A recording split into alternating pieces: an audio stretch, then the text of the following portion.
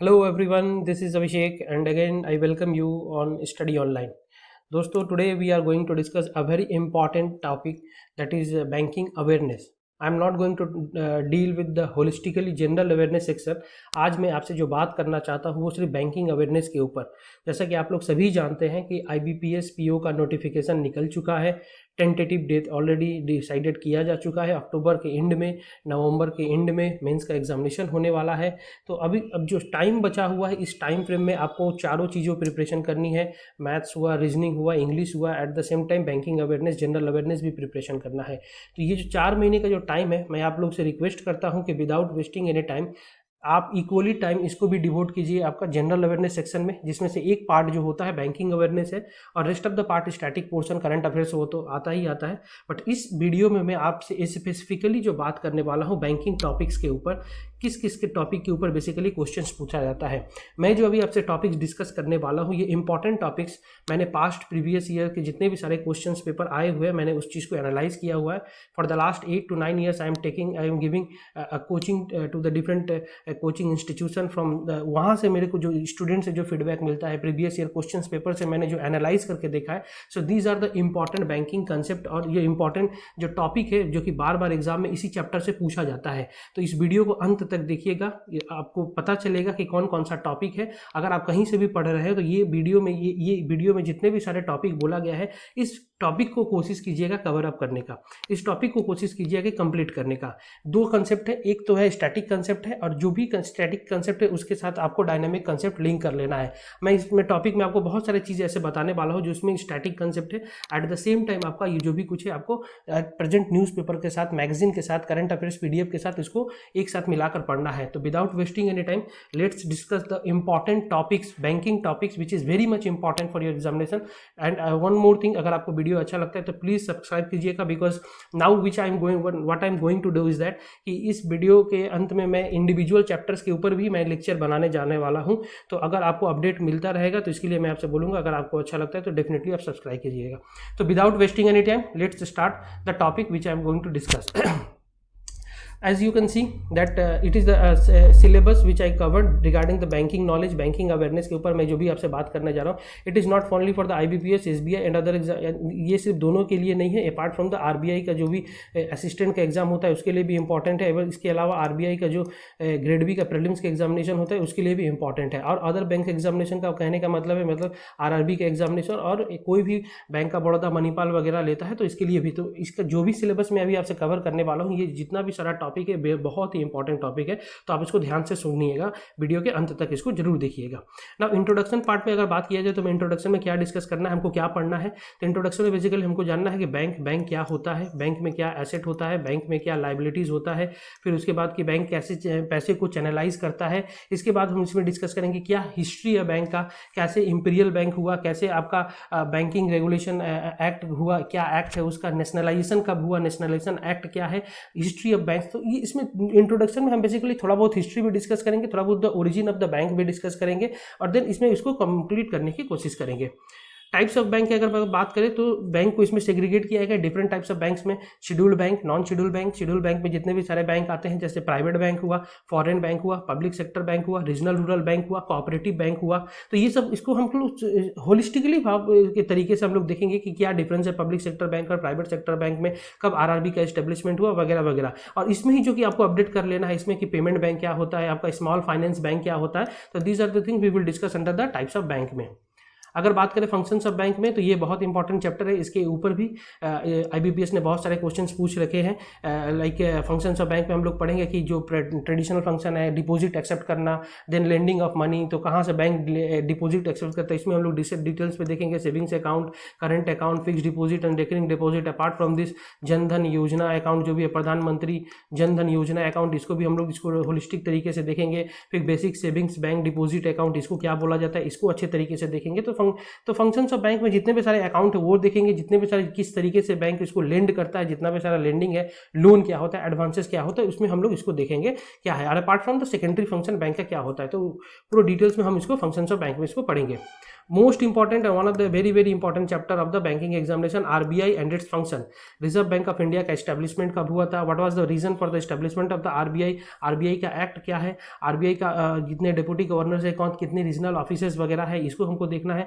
Functions के बारे में बात किया जाए तो आरबीआई का फंक्शंस क्या है, कैसे फॉरेक्स मैनेजमेंट करता है, और फिर किस तरीके से ये मॉनेटरी पॉलिसी के अंडर में क्या इंस्ट्रूमेंट होता है, डेट मैनेजर का काम करता है reserve bank of India, apart from reserve bank का अदर्स जो भी डेवलपमेंट बैंक है उसको किस तरीके से सपोर्ट करता है। तो RBI and its function, RBI का होलिस्टिकली हम इसको देखेंगे कि किस तरीके से करेंसी चेस्ट को मैनेज करता है, किस तरीके से ये जितने भी सारे बैंक है उसको रूल्स रेगुलेशन और गाइडलाइंस इश्यूज करवाता है।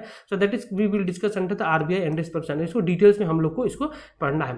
इसके साथ ही आपको क्या करना है, इसका जो भी कुछ न्यूज़पेपर इससे रिगार्डिंग जो भी कुछ आता है वो आपको अपडेट करके रखना है। जैसे अभी रिसेंट में न्यूज़ था आपका फॉरेक्स को लेकर, न्यूज़ में था कि इंडिया का फॉरेक्स $500 बिलियन ये अप्रोक्स ये इसका फॉरेक्स रिजर्व बढ़ गया है। तो आपको जानना पड़ेगा कि who is the custodian of forex reserve का, तो आरबीआई है, आरबीआई है तो कब रिपोर्ट पब्लिश करता है, तो एक्सेट्रा जो भी कुछ है, तो इसमें हम लोग इसको डिटेल्स में देखना है।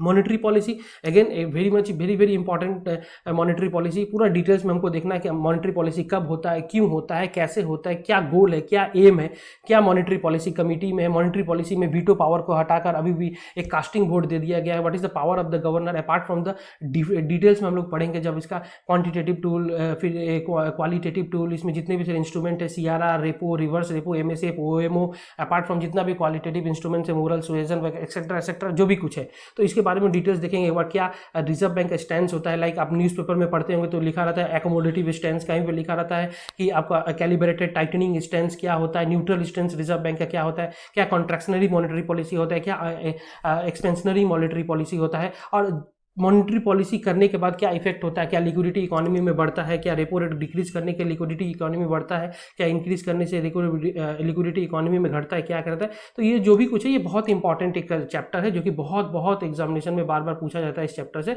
इसको पूरा डिटेल्स में हम लोग को इसको देखना है। साथ ही साथ इन्फ्लेशन अगेन इससे रिलेटेड चैप्टर है मॉनेटरी पॉलिसी के।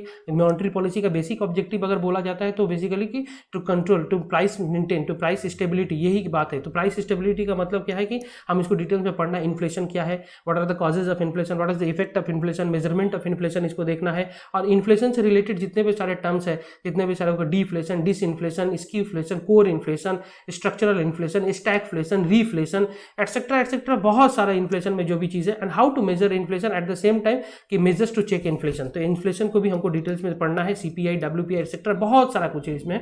हम इसको डिटेल्स में इसके ऊपर वीडियो हम बनाएंगे।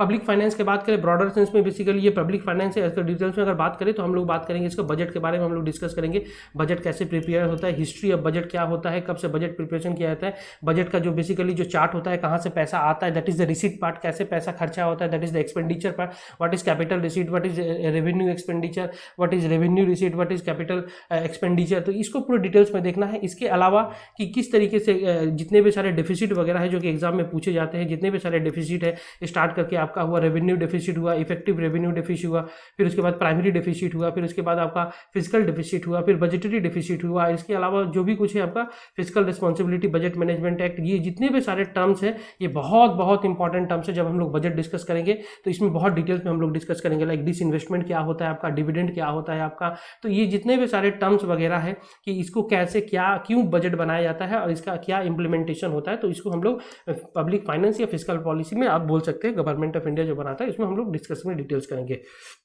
Again the most important again chapter, बहुत वीवीआई चैप्टर इसको बोल सकते हैं आप, कि नॉन परफॉर्मिंग एसेट। हम लोग समझेंगे एसेट क्या होता है, फिर देन वो एसेट नॉन परफॉर्मिंग में कैसे कन्वर्ट हो जाता है, फिर एसेट को हम लोग सब क्लासीफाई करेंगे कि कौन सा है स्टैंडर्ड एसेट, कौन सा है डाउटफुल एसेट, कौन सा है सब स्टैंडर्ड एसेट है। इसके अलावा क्या क्या प्रोविजंस किए जाते हैं, डिफॉल्टर किसको बोलते हैं, विलफुल डिफॉल्टर किसको बोलते हैं, what are the steps taken by the government of India to control inflation, फिर to control non performing asset, RBI क्या स्टेप लेता है, फिर ग्रॉस एनपीए क्या होता है, फिर उसके बाद इसमें जितना नेट एनपीए क्या होता है, राइट ऑफ क्या होता है, सेट ऑफ क्या होता है। तो ये सारा जितना भी सारा चीज़ें हम लोग नॉन परफॉर्मिंग एसेट में इसको पूरा डिटेल्स में डिस्कस करेंगे, और ये बहुत ही इंपॉर्टेंट चैप्टर है आपके बैंक के एग्जामिनेशन पॉइंट ऑफ व्यू से।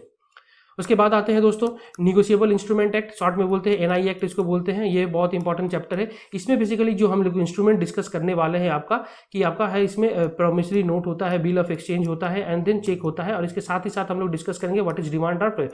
तो अलग से मैं कुछ चेक यहाँ पर कुछ नोट मेंशन नहीं किया हुआ हूँ कि चेक अलग से मैं पढ़ाऊंगा। मैं जब निगोशिएबल इंस्ट्रूमेंट का जब क्लास लूंगा तो इसी में आपको जो चेक वगैरह है उसको डिटेल्स में डिस्कस कर दूंगा। डिफरेंट टाइप्स ऑफ चेक्स में MICR नंबर क्या होता है, IFS कोड क्या होता है, फिर चेक में ड्रॉई और पेई क्या होता है। फिर इसी में जब निगोशिएबल इंस्ट्रूमेंट का बात करेंगे तो बिल ऑफ एक्सचेंज क्या होता है, सेलर क्या होता है, बायर क्या होता है, कब इसको डिस्काउंट किया जाता है, प्रोमिसरी नोट किसको बुलाता है, डिमांड ड्राफ्ट होता है, कब कौन इशू करता है, एटसेट्रा एटसेट्रा। तो निगोशिएबल इंस्ट्रूमेंट की तो इसको हम लोग डिटेल्स में पढ़ेंगे, क्या इसका मतलब होता है, what is the meaning of negotiable, what are the instrument which we are going to discuss. So again it is a very important chapter for your bank examination point of view. अब this two chapters NABARD and priority sector lending, ये basically RRB examination के लिए और जो NABARD grade A का examination देते हैं तो उनके लिए बहुत इंपॉर्टेंट है। Establishment of NABARD, functions of NABARD, what is the community behind the establishment of the NABARD, NABARD क्या इसके अलावा क्या क्या चीज़ मॉनिटर करता है, तो ये सब जो नाबार्ड का फंडिंग कहाँ से आता है, तो ये सब जो भी कुछ है इसको नाबार्ड के अंदर में हम लोग इसको होलिस्टिकली एक अप्रोच करेंगे। साथ ही प्रायोरिटी सेक्टर लेंडिंग बहुत इंपॉर्टेंट चैप्टर है दोस्तों। Priority sector lending it is area which is focused bye the government of India and reserve bank of India. Priority sector में कौन कौन से लोग हैं, प्रायोरिटी सेक्टर में कितना फाइनेंस करना पड़ता है बैंक को, अगर वो प्रायोरिटी सेक्टर में फेल हो जाते हैं तो फिर उनके लिए क्या करना पड़ता है। फिर इसी के साथ एक नया टर्म निकल कर आया है प्रायोरिटी सेक्टर लेंडिंग सर्टिफिकेट, ये बहुत इंपॉर्टेंट टॉपिक है। तो ये प्रायोरिटी सेक्टर का जो भी कुछ है इसका बाइफर्केशन हम लोग डिटेल्स में इसको देखने की कोशिश करेंगे। तो ये आपका NABARD and priority sector lending it is very much important for your RRB and NABARD grade A examination के पॉइंट ऑफ व्यू से। बात करें दोस्तों अगर मनी मार्केट और कैपिटल मार्केट के ब्रॉडर सेंस में हम लोग इसको डिस्कस करेंगे। फाइनेंशियल मार्केट के ऊपर डिस्कस करेंगे what is financial market, what is financial intermediaries. तो यहाँ पर बेसिकली मनी मार्केट कौन रेगुलेट करता है, टाइम पीरियड क्या होता है, इंस्ट्रूमेंट ऑफ मनी मार्केट क्या क्या है। तो अभी तक हम ट्रेडिशनली हम लोग देखते आ रहे थे कि जितने भी सारे मनी मार्केट इंस्ट्रूमेंट है, call money, notice money, certificate of deposit, commercial papers, then आपका जो भी कुछ है ट्रेजरी बिल्स, तो अभी इसमें और ऐड किया जा रहा है ways and means of advances क्या हो गया, CBLO क्या हो गया। तो ये सब नए नए टर्म जो है मनी मार्केट इंस्ट्रूमेंट वगैरह ये सब इंक्लूड किया गया है, तो इसको हम लोग भी डिटेल्स में देखेंगे। अगर कैपिटल मार्केट के बारे में बात करें तो व्हाट इज कैपिटल मार्केट, क्या कैपिटल होता है, ऑथराइज कैपिटल क्या होता है, पेड अप कैपिटल क्या होता है, फिर प्राइमरी मार्केट क्या होता है, सेकेंडरी मार्केट क्या होता है, फिर शेयर्स में अगर बात करें तो जितने भी टाइप के शेयर्स है, IPO क्या होता है, आपका FPO क्या होता है, राइट इशू क्या होता है, डिबेंचर्स क्या होता है, बॉन्ड्स क्या होता है, फिर उसके अलावा आपका राइट इशू फॉर सेल क्या होता है। तो जितने भी सारे शेयर्स रिगार्डिंग कैपिटल मार्केट के जितने भी सारे टर्म्स हैं जो कि इंपॉर्टेंट है बैंक एग्जामिनेशन और आपके जितने भी आपका एग्जामिनेशन कवर इसमें किया जाएगा, तो उसके लिए हम लोग इतना डिटेल्स में इसको कैपिटल मार्केट को अच्छे तरीके से इसको देखेंगे कि इसमें क्या क्या चीज़ इसमें इंट्रोड्यूस किया गया है।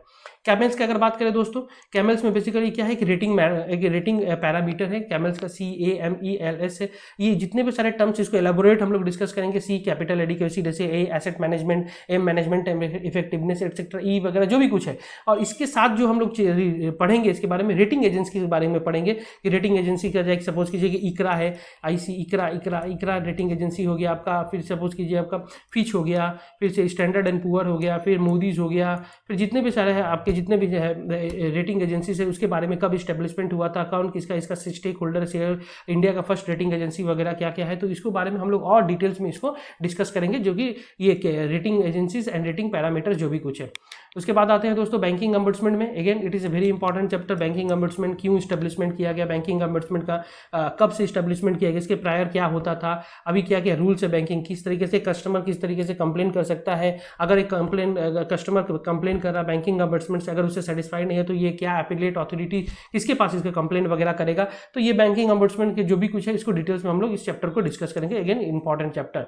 बैंक कस्टमर रिलेशनशिप, अगेन ये है कि डेटर क्रेडिटर का रिलेशनशिप क्या है, एजेंट प्रिंसिपल का रिलेशनशिप क्या है, लाइसेंसर लाइसेंसी का रिलेशनशिप क्या है, बेलर बेली का रिलेशनशिप क्या है। तो बैंक कस्टमर रिलेशनशिप में हम एक कस्टमर और बैंक के बीच में जो भी रिलेशनशिप होता है उसके बारे में हम उसको डिस्कस करेंगे अच्छे तरीके से। अगर बात करें दोस्तों लोन के बारे में, टाइप्स ऑफ लोन, तो डिफरेंट टाइप्स ऑफ लोन के बारे में बात करेंगे। क्या होता है आपका प्लेज होता है, क्या होता है असाइनमेंट होता है, क्या होता है मॉर्गेज होता है, क्या होता है आपका हाइपोथिकेशन वगैरह क्या होता है। तो ये जितने भी सारे टर्म्स है लाइक लोन में जब हम बात करते हैं लोन तो लॉन्ग टर्म के लिए बात होता है, जब बात करते हैं एडवांसेस के लिए तो शॉर्ट टर्म एडवांसेस। तो difference between loans and advances में क्या अंतर होता है, और ये प्लेज हाइपोथिकेशन मॉर्गेज और असाइनमेंट जितने भी सारे टर्म्स है इसमें कौन सा लाइक इसमें किसी के पास ओनरशिप होता है और किसके पास पोजीशन होता है, सर्टिफिकेट वगैरह जो भी कुछ है, तो इसके बारे में हम लोग डिटेल्स में डिस्कस करेंगे। और इसमें IBPS ने इसके पहले भी बहुत सारे क्वेश्चन यहाँ से पूछ कर रखा हुआ है। तो it's again very very important topic है आपका types of loan. Now balance of payment, again BOP बहुत इंपॉर्टेंट चैप्टर है। अभी आज के डेट में अगर नोटिस करते होंगे, अगर न्यूज़पेपर पढ़ते होंगे, तो बैलेंस ऑफ पेमेंट से रिलेटेड बहुत सारे टर्म्स इसमें आ रहे हैं कि what is current account deficit, what is capital account, what is current account current account capitability, capital account convertibility, balance of payment कौन रिलीज करता है, इसका डेटा कौन मेंटेन करता है, क्या बैलेंस ऑफ इनविजिबल क्या होता है, और ये किस तरीके से रिजर्व में शामिल होता है बैलेंस ऑफ पेमेंट। तो ये बहुत ही इंपॉर्टेंट चैप्टर है आपका bank examination point of view से। अगर इसके बात करें FDI हुआ, FII हुआ, QFI हुआ, तो ये जितने भी सारे टर्म्स है, फॉरेन डायरेक्ट इन्वेस्टमेंट किसको बोला जाता है, क्या परसेंटेज में मेंटेन होता है, ये डायरेक्ट इन्वेस्टमेंट किस रूट से आता है, एक डायरेक्ट रूट आता है कि इनडायरेक्ट रूट आता है, कौन सा अप्रूवल कौन देता है, फॉरेन इंस्टीट्यूशनल इन्वेस्टर, इसका आने से क्या इफेक्ट होता है, जाने से क्या इफेक्ट होता है, इसका हमारे करेंसी के ऊपर क्या इफेक्ट दिखाता है, रुपी स्ट्रांग होता है, रुपी वीक होता है, क्वालिफाइड फॉरेन इंस्टीट्यूशनल इन्वेस्टर किसको बोलाता है, तो ये इंडिविजुअल इन्वेस्टर होते हैं या क्या होते हैं। तो FDI, FII, QFI किस एरिया में कितना FDI है, तो इसको FDI को हमको डिटेल्स में देखना है, और इसको जितने भी सारे जो चीज़ है इसको आपको न्यूज़पेपर के साथ इसको कनेक्ट करके रख लेना है। दोस्तों मैं जितने भी सारे टॉपिक मैं आपको बोल रहा हूँ, ये जितने सारे टॉपिक है बहुत इंपॉर्टेंट टॉपिक है, प्रीवियस ईयर क्वेश्चन पेपर से मैंने इसको कलेक्ट करके यहाँ से टॉपिक को इसे सिलेक्ट किया गया है, और इसके ऊपर मैं इसको वीडियो बनाने वाला हूँ, एक एक चैप्टर पकड़ के इसके ऊपर मैं पूरा डिटेल्स में वीडियो बनाने हुआ, सो दैट आपको जितने भी सारे टर्म्स है वो आपको ईजिली क्लियर हो जाएंगे। बेसल जो कि बहुत इंपॉर्टेंट आज के डेट में चैप्टर हो गया है, ये चैप्टर ही नहीं है, इसके अंदर में बहुत सारे ऐसे टॉपिक जो छिपे हुए हैं जो कि आपको जानना बहुत जरूरी है। हम लोग स्टार्ट करेंगे कि इसका हिस्ट्री, बेसल हिस्ट्री क्या होता है, ये बेसिकली क्यों बेसल आया था, कहाँ पर ये स्टेब्लिशमेंट है, क्या इसके कितने पिलर है, जितने भी सारे जो रेट चेंजेस होते आ रहे हैं, लाइक कैपिटल एडिक्वेसी रेशियो, फिर जितने भी सारे रिस्क हम लोग डिस्कस करेंगे, व्हाट इज आपका क्रेडिट रिस्क क्या होता है, मार्केट रिस्क क्या होता है, इंटरेस्ट रेट रिस्क क्या होता है, ऑपरेशनल रिस्क वगैरह क्या होता है, ये डिफरेंट टाइप्स ऑफ रिस्क है बैंकिंग सेक्टर में, और इसको ओवरकम करने के लिए देन बेसल ने क्या क्या स्टेप लिया गया है। बेसल 2 में बात करें तो जितने भी सारे पिलर्स है इसका, जिसके 3 पिलर्स है, ये 3 पिलर को हम लोग डिस्कस करेंगे। और बेसल 3 जब से आया है इसमें बहुत सारे रिकमेंडेशन आ गए हैं, लाइक कैपिटल कंजर्वेशन बफर क्या होता है, आपका काउंटर साइक्लिक बफर क्या होता है, इसको देखेंगे हम लोग। फिर इसके बाद आपका नेट स्टेबल फंडिंग रेशियो क्या होता है, प्रोविजनल कवरेज रेशियो क्या होता है, जितने भी सारे टर्म है, CAR, CRAR, जितने भी सारे टर्म ये बेसल 3 में इंक्लूड किया गया है, what is core capital, what is tyre 1 capital, what is tyre 2 capital, तो जितने भी सारे टर्म्स है हम लोग इसको बेसल पे इसको अच्छे तरीके से इसको डिटेल्स में पढ़ेंगे, ताकि यहाँ से कोई भी एक क्वेश्चन एक्सपेक्टेड है कि दोस्तों या तो आपका रिटन एग्जामिनेशन में दे सकता है, नहीं तो आपका मेंस का जो भी आपका मेंस में एग्जामिनेशन में दे सकता है, नहीं तो आप जब इंटरव्यू देने जाएंगे तो Basel is one of the hot topic है, यहाँ से आपको क्वेश्चन पूछा जाता है। अगर बात करें लेंडिंग रेट्स का, तो different types of lending rate में हम देख सकते हैं कि बहुत सारे चेंजेस आते रहते हैं। जैसे in the past we have seen like earlier it was the prime benchmark prime lending rate, later on it was came to the like base rate, later on after आया है आपका marginal cost of fund based lending rate, फिर उसके बाद अभी जो concept जो चल रहा है आपका एक्सटर्नल बेंचमार्क लेंडिंग रेट। तो ये जो जिस तरीके से जो लेंडिंग रेट में चेंजेस वगैरह आ रहा है, आपका बेस रेट से लेकर BPLR से लेकर बेस रेट से लेकर MCLR से लेकर एक्सटर्नल बेंचमार्क लेंडिंग तक, तो ये क्यों आ रहा है, ये क्या कंसेप्ट है, what is the difference between marginal cost of fund based lending rate and what is the difference marginal cost of fund based lending rate and then external benchmark lending rate. तो external benchmark कौन declare करता है, क्या क्या उसमें component वगैरह होते हैं, तो वो सब हमको डिटेल्स में डिस्कस करना है।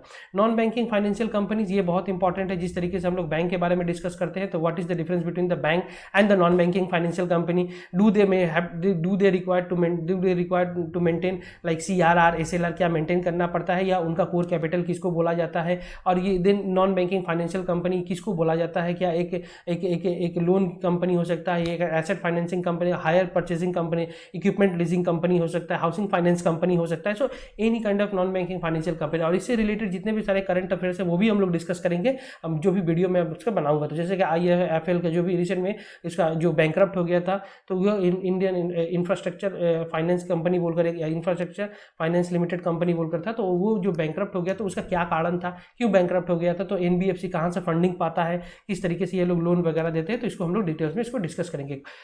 बैंकिंग कोर्ट्स एंड ट्राइब्यूनल, हम लोग पहले से देखेंगे कि पहले क्या था। जैसे हम लोग जानते थे कि इन द ईयर 90s में डेब्ट रिकवरी ट्राइब्यूनल, फिर उसके बाद आया अपीलेट डेब्ट रिकवरी ट्राइब्यूनल, फिर उसके बाद आपका आया लोक अदालत वगैरह जो भी आया। फिर इन द ईयर 2002 में सरफासी एक्ट पास कर दिया गया, सरफासी एक्ट पास कर दिया। और ये एक्ट बहुत इंपॉर्टेंट है, इसको हम लोग डिटेल्स में डिस्कस करेंगे। सिक्योरिटाइजेशन